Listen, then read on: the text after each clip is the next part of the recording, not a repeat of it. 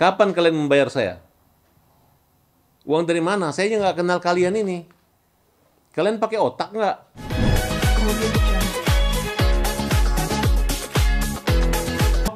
Bentar, satu dulu tuh, Kiki. Ini ada berapa poin nih? Pertama masalah Agus. Atau Agus nggak usah. Oke. Kedua ini. Ketiga masalah Denny. Denny boleh, biar sekalian bang. Kiki mana? Oke, ada apa nih kawan-kawan? Jadi saya jelaskan ya. Kalau menyangkut UMKM itu menurut saya ini adalah suatu yang harus kita tindak lanjuti gitu. Ini si Andi ini kurang ajar. Ya. Dari 2020 dia terus teror Ibu Elsa Sharif. Datang ke rumah kemudian dengan gaya-gaya yang ngaku sebagai wartawan. Ya. Apa legal standingnya dia gitu. Saya katakan kepada semua ibu-ibu di sini, kalian ini adalah mengeksploitasi anak kecil.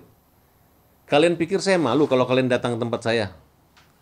Terus saya akan keluarkan uang mengganti uang kalian. Kapan kalian membayar saya? Uang dari mana? Saya nggak kenal kalian ini.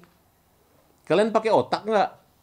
Ya, jangan diperdaya oleh, lihat pidato Firdaus, yang lain-lain semua. Mengerti mereka semua. Ya, tidak ada hubungan hukum antara saya dengan ibu-ibu itu. Kalian hanya mempermalukan orang, ingin masuk TV supaya saya lagi viral kan? Terus uang UMKM mana? Emang kita sejalim itu ngambilin uang orang UMKM? Sebentar, stop dulu. Lu berisik banget lu. Oke. Ayo dong, kita tutup dong pintunya tuh. Kalau kalian wawancara saya jangan ngomong keras, terganggu sayanya gitu. Oke. Ya. Saya itu kan cara-cara dia terlalu berani loh. Kita tanya, apa dasar kamu? Uangnya siapa? Kapan kamu serahkan kepada siapa? Kepada India. Justru dia ini ya, mungkin mau cari uang kiri kanan. Supaya para member-member ini tidak menyerang kepada India ini. Sehingga dialihkanlah ke Elsa Sharif. Karena saya lawyer Elsa Sharif, dialihkan ke saya gitu. Saya hanya menghindari, bukan tidak ketemu, belum pernah ketemu dengan mereka aja, ketemu itu nanti bisa emosional saya. Bagaimana kalau kalian tidak pernah ngambil uang, tidak pernah tahu uangnya orang, tiba-tiba kalian ditagih. Dibilang 80 miliar, kan tidak nyambung. Kalau memang kamu punya bukti di uangmu ada 80 miliar di situ, ya tinggal laporin aja ke polisi. Susah amat. Kan pakai pengacara. Katanya juga Novi mau bantu. Silakan aja bantu Novi. Ini karena akibat daripada ini Sumargo datangin rumah gue, pakai wartawan dan pakai podcast itu, ya. Itu dampaknya begini gitu. Makanya saya sama Denny Sumargo saya kasih keras kamu. Kamu telah mencederai tatanan kehidupan saya dengan cara-cara yang menurut saya tidak lazim. Kamu gunakan popularitasmu dan follower kamu untuk memberi contoh yang negatif sehingga mereka meniru seperti itu. Tapi persoalan saya dengan Denny itu tersendiri. Tapi persoalan saya dengan Andi Ripaldi dan ibu-ibu ini, termasuk anak-anaknya akan saya laporin.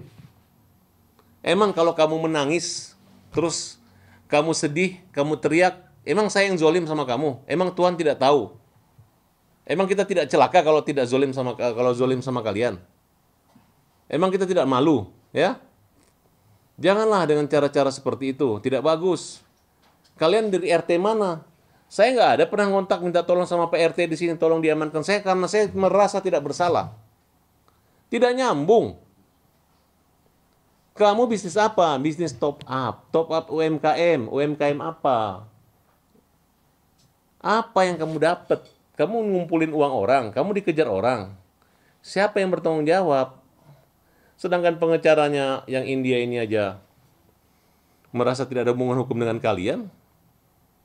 Kok kalian hanya gara-gara kuasa disuruh sama Sanjay sehingga kalian mengatakan bahwa uang itu ada di, selalu menyebut nama saya. Mereka udah laporin ini, udah dilaporkan. Nggak ada nama Farhad Abbas dilaporin. Paham nggak? Saya lawyernya Elsa Sharif. Ya. Kemudian, saya sudah tahu bahwa memang ada transfer dana ke Elsa Sharif sebagai jasa lawyer. Ada kontraknya, ada konfirmasinya, ada surat pernyataannya, apalagi. Hanya kekerasan hati dan kepala dan keberanian si Andi berani datang di sini. Ini orang ibu-ibu nggak ada uang disodor-sodorin seperti itu buat apa? Kalian nggak mengerti. Terus kalau kalian begitu terus saya malu. Enggak lah, gue nggak malu. Tiap hari kamu seperti ini, apakah begitu cara-cara Indonesia? Saya udah laporkan ke Polres Jakarta Selatan dan ke Polres Jakarta Utara. Ini namanya pemerasan. Andi, ini pemerasannya. Kau giring ibu-ibu untuk memeras kita. Kamu giring ibu-ibu untuk memeras kita. Tidak baik. Hanya kita aja nggak mau berantem. Karena kalian bawa ibu-ibu, anak kecil. Ya, tidak bagus itikatnya. Saya masih meragukan kenormalan kamu, Andi. Tidak normal. Tidak ada orang seberani kamu. Berani menggiring wajah menemoto-moto. Kau menghina-hina. Tunggu waktunya. Kau di penjara, Andi. Kau di penjara. Percayalah sama saya.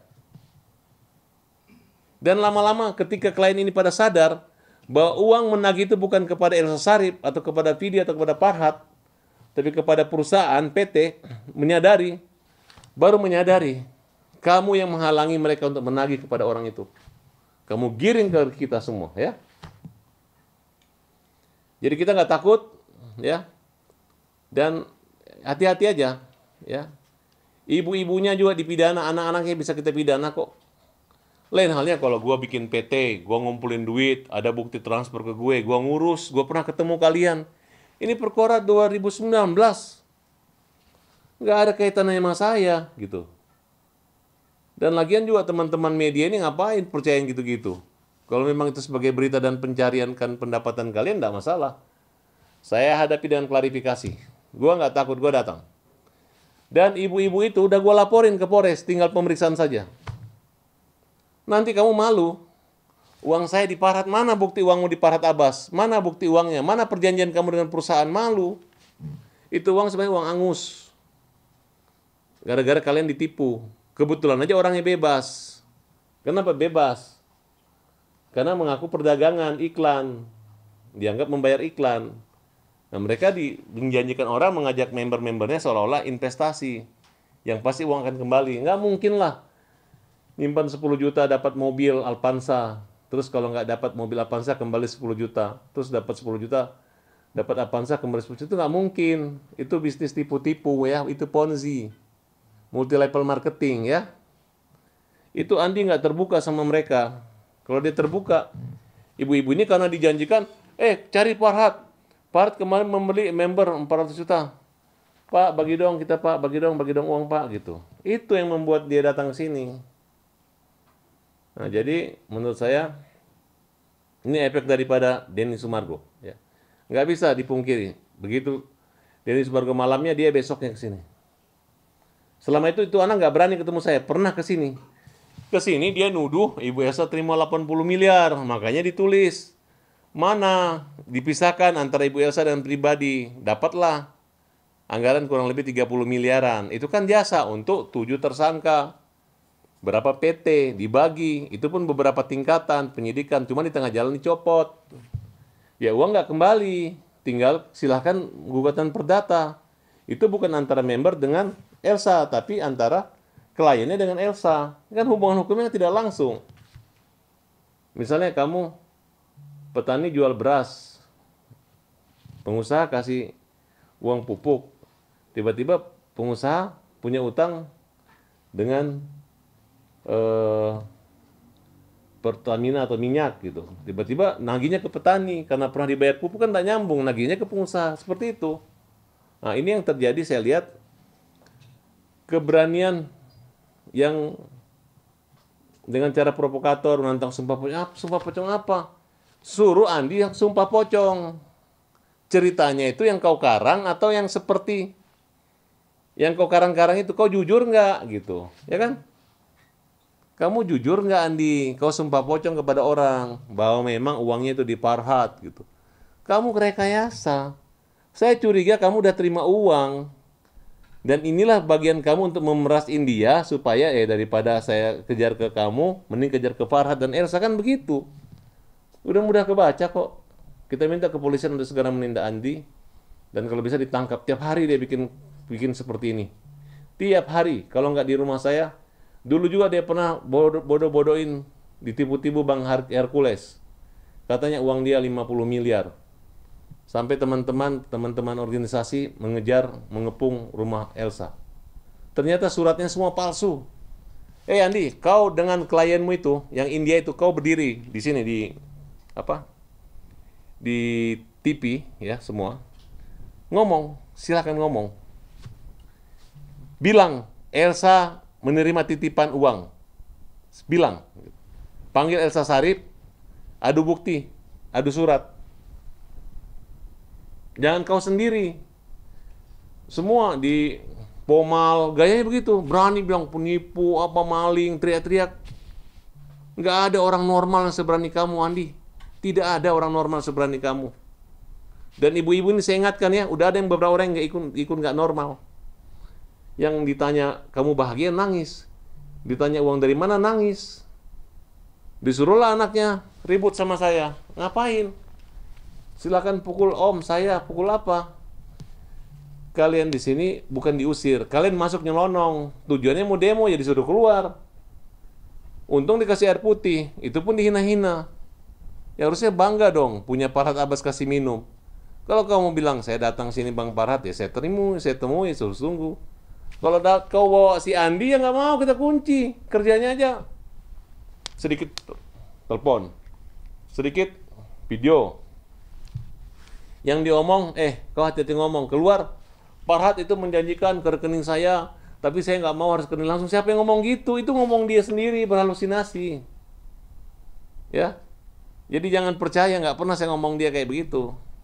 Di mata kita, dia itu adalah orang yang tidak punya legal standing, orang yang hanya modal berani, cari makannya dengan cara menghalangi orang menagih ke penagihan sebenarnya, membelokkan ke kita. Di sana dia adu domba bahwa kita itulah. Dan omongan saya ini bisa dilihat dari keterangan pers daripada Firdaus bahwa tidak ada hubungan, dan kalau Farhat dengan Elsa ditagih bisa dilaporkan pemerasan.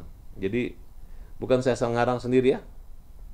Jangan dibalik-balik. Farhat pernah, memang dia pernah ke sini.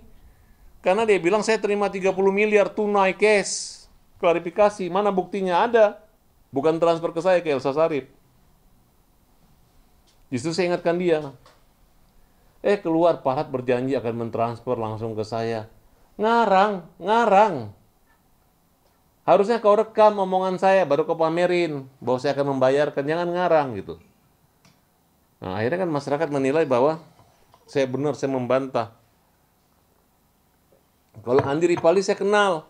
Datang ke saya, minta tolong tagihkan ke Elsa. Nagihnya berapa? 7 miliar. Nanti Bang Farhat dapat uang 35% dari tagihan. Gitu ngomongnya. Di balik, rekamannya saya ada. Rekaman pembicaraan Andi semua saya lengkap. Dan saya anggap dia adalah orang yang jahat, yang egois, yang hanya untuk kepentingan diri sendiri, tapi mengatasnamakan member-member lainnya. Oke, sebentar lagi Andi ini akan ditinggalkan. Semua kliennya tinggalkan. India tinggalkan dia. Ibu-ibu yang sekarang dikasih janji-janji surga akan meninggalkan dia. Dan dia akan masuk penjara. Dia langsung stres tuh. Dari dulu saya bilang, kau masuk penjara. Saya kalau ketemu dia, kau masuk penjara. Kamu penjahat. Kamu pergi ganggu orang, ganggu saya, ganggu semua. Teriak. Hanya modal berani. Dia katanya siap berjihad. Jihad apa? Jihad ngibul. Oke? Oke, satu kali. Kedua. Ya, kalau Densu menggunakan segala cara untuk mendatangi semua kerukunan Bugis, dan itu haknya Densu. Saya tidak menghalangi, saya hormati. Dan bagi siapa saja yang memaafkan, itu bukan urusan saya. Saya tidak memprovokasi, tidak mengajak orang. Ada beberapa kelompok orang lalu mengajak dan emosi dan Saya pikir mereka benar, karena yang menafsirkan tentang body apa semua itu mereka. Kalau saya urusan lain dengan Densu. Tapi ada juga yang cepat mencabut laporan. Terus nyalinya tidak sekeras pertama kali ketika tersinggung. Dan kalau sikap ketua KKSS main sendiri, padahal kan yang bersetengahkan harusnya dia panggil saya. Kalau dia main sendiri, meluruskan sendiri, nggak fair juga menurut saya. Tapi sebagai catatan bahwa Rida ini hanya sebagai pelapor, bukan sebagai aliansi Bugis Makassar. Jadi korban-korbannya bukan dia. Jadi perkara ini bukan delik aduan dan delik umum biasa, dan tetap akan jalan terus. Kecuali tidak terpenuhi unsur baru bisa dihentikan. Tapi itu bukan urusan saya menyangkut itu, tapi urusan saya masalah pribadi kalau saya di Polres Jakarta Selatan. Ketika Densu datang ke sini, dia mempermalukan saya, memperolok-olok, kemudian dia membalikan kata, datang untuk minta dihajar. Padahal saya tidak pernah menaruh atau menantang dia datang ke rumah saya. Tapi saya katakan ya kalau dia berani kurang ajar ya, saya hajar. Tapi klarifikasi, hajar itu hukum menjamin rakyat. Tapi sekalipun misal hajar itu hukum menjamin rakyat, kalau dia datang bikin onar di rumah saya, pasti saya hajar benar. Hajar pakai tangan. Tapi karena saya lihat dia udah mengatakan tai itu bukan jorok, tapi sekarang kalau dia bilang jorok lagi ya, saya nggak mau peduli lagi, apapun kalimat kamu selama melanggar hukum, saya laporin kamu ke polisi. Jadi saya melihat tidak ada etikat baiknya, masih sombong, masih angkuh. Ya, maafnya pun masih begini. Masih minta maafnya masih pakai baju singlet. Ya. Suruh pakai baju yang rapi aja.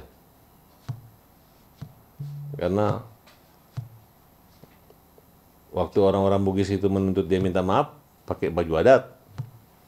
Kalau dia ya kurang adat menurut saya kalau pakai baju you can see. Jadi bagi dia etika itu ya mau baju basket, baju olahraga tetap seperti itu. Mungkin. Tapi menurut saya memberi saran ya itu menyangkut namanya harkat diri suku ya silahkan aja.